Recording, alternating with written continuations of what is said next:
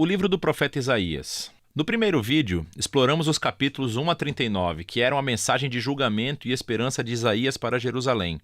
Ele acusou os líderes de Israel de rebelião contra Deus e disse que através da Assíria e depois da Babilônia, o reino de Israel desmoronaria através do julgamento de Deus. E assim o capítulo 39 concluiu com Isaías prevendo a queda de Jerusalém para a Babilônia e o exílio. E 100 anos depois de Isaías, tudo isso aconteceu, tristemente. Mas a maior esperança de Isaías era uma nova Jerusalém purificada, onde o reino de Deus seria restaurado através do futuro rei messiânico e todas as nações se uniriam em paz. E assim, os capítulos 40 e seguintes exploram essa grande esperança. A primeira sessão principal, dos capítulos 40 a 48, abre com um anúncio de esperança e conforto para Israel. As pessoas são informadas que o exílio babilônico acabou e que o pecado de Israel foi tratado. Uma nova era está começando. Então todos devem voltar para Jerusalém, onde o próprio Deus trará o seu reino e todas as nações verão a sua glória. Agora, vamos parar por um momento, porque esse anúncio de abertura levanta uma grande questão. Quem está dizendo tudo isso? De quem é a voz que ouvimos nessas palavras de esperança? A perspectiva do profeta nesses capítulos é a de alguém que vive após o exílio. Em outras palavras, no período de tempo descrito por Esdras Neemias. Mas Isaías morreu 150 anos antes de tudo isso acontecer, então como devemos interpretar isso? Bem, há muitos que pensam que ainda é Isaías falando da sua própria época, mas que ele foi profeticamente transportado, por assim dizer, 200 anos no futuro e que ele está falando para as futuras gerações, como se o exílio já tivesse passado. No entanto, o próprio livro de Isaías nos dá algumas pistas de que alguma outra coisa provavelmente está acontecendo. Nos capítulos 8, 29 e 30, nos é dito que após Isaías ter sido rejeitado pelos líderes de Israel, ele escreveu e selou em um pergaminho todas as suas mensagens de julgamento e esperança, e que ele o passou para os seus discípulos como uma testemunha nos dias por vir. Por fim, Isaías morreu à espera de que Deus reivindicasse suas palavras. Agora, lembre-se, os capítulos de 1 a 39 foram projetados para nos mostrar que as previsões de julgamento de Isaías foram cumpridas no exílio. Ele é um verdadeiro profeta.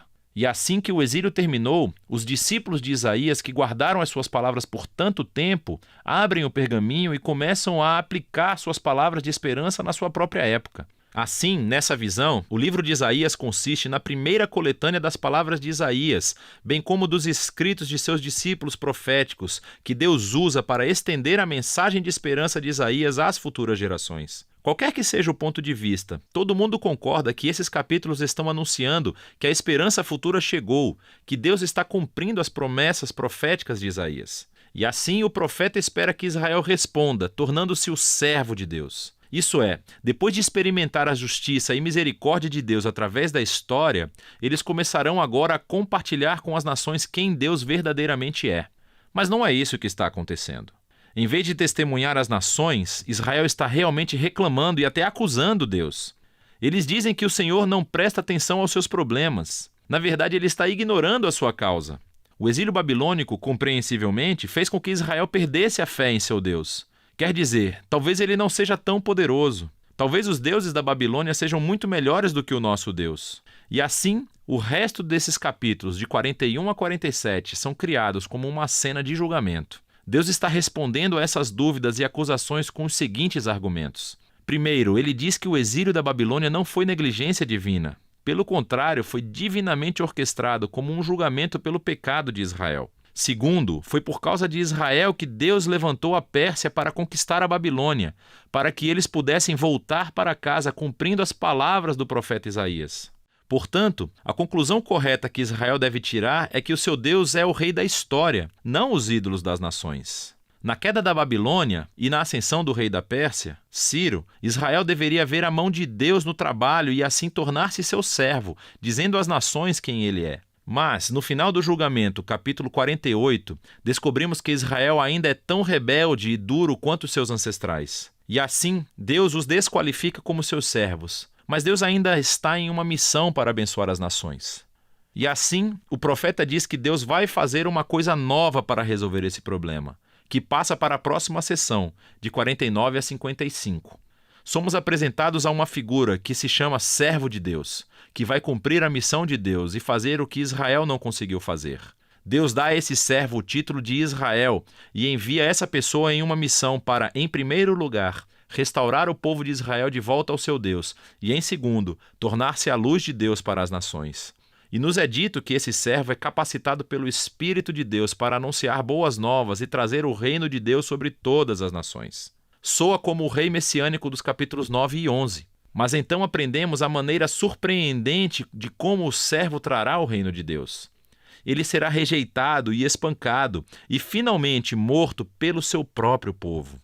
Na realidade, como ele está sendo acusado e condenado à morte, ele está morrendo em nome do pecado de seu próprio povo. O profeta diz que a morte do servo é um sacrifício de expiação pelo mal e rebelião do povo. E depois da sua morte, de repente, o servo está vivo novamente. E ouvimos que, por sua morte, ele forneceu um meio de tornar as pessoas justas. Isto é, colocá-las em um relacionamento certo com Deus. E assim essa sessão conclui descrevendo duas maneiras pelas quais as pessoas podem responder ao servo. Alguns responderão com humildade e abandonarão seus pecados e aceitarão o que o servo de Deus fez em favor deles. Essas pessoas são chamadas de servos e também de semente. Lembre-se da semente sagrada do capítulo 6.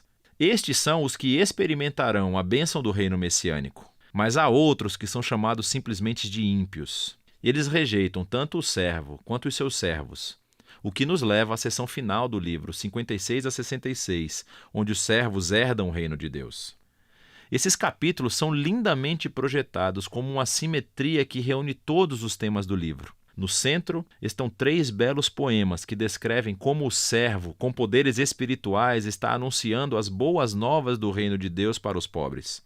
E ele reafirma todas as promessas de esperança do início do livro.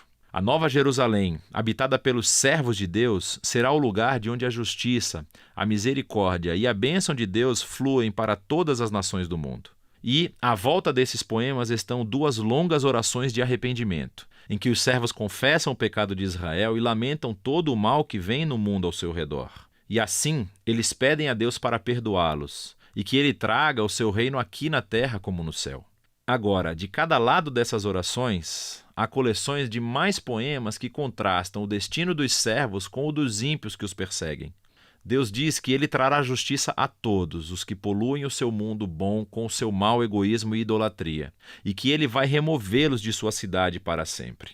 Mas os servos, aqueles que são humildes diante de Deus e que se arrependem e dominam seu mal, são perdoados. E eles herdarão a Nova Jerusalém, que descobrimos ser uma imagem para uma criação inteiramente renovada, onde a morte e o sofrimento se foram para sempre. E isso nos leva ao quadro mais extenso dessa parte do livro. Nesse mundo renovado do reino de Deus, as pessoas de todas as nações são convidadas a se juntar aos servos da família da aliança de Deus, para que todos possam conhecer o seu Criador e Redentor. E assim, o livro de Isaías termina com uma visão muito grandiosa do cumprimento de todas as promessas da aliança de Deus. Através do rei servo sofredor, Deus cria uma família da aliança de todas as nações que estão aguardando a esperança da justiça de Deus para trazer uma criação renovada, onde o reino de Deus finalmente existe, tanto aqui na terra como no céu. E essa é a esperança muito poderosa do livro de Isaías.